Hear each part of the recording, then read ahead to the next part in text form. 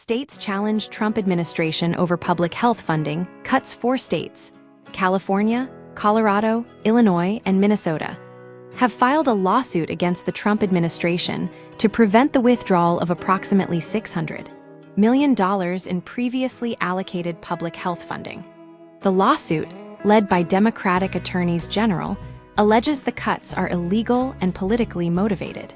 Funding targeted for specific communities, the rescinded grants were designated for programs aiding vulnerable populations, including communities of color and gay and bisexual men.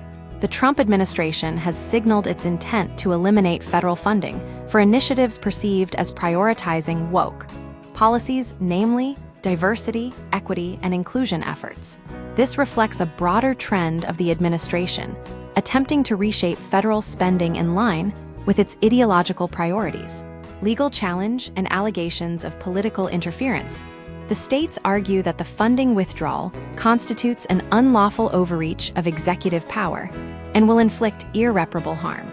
Rob Bonta, California's Attorney General, stated that the administration is attempting to coerce states into adhering to its agenda through financial leverage, a tactic that has previously failed.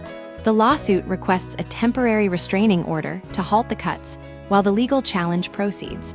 Context and potential impact. This dispute highlights a growing tension between the federal government and states over control of public health resources. The cuts come at a time when many communities are still recovering from the COVID-19 pandemic and rely heavily on federal aid to maintain essential public health programs. The administration's actions raise questions about the politicization of public health funding and the potential consequences for vulnerable populations. The lawsuit underscores the power struggles between federal and state governments, especially under administrations that aggressively pursue policy changes through executive action. This case will likely set a precedent regarding the limits of presidential authority over allocated funds and the extent to which states can resist federal policy shifts.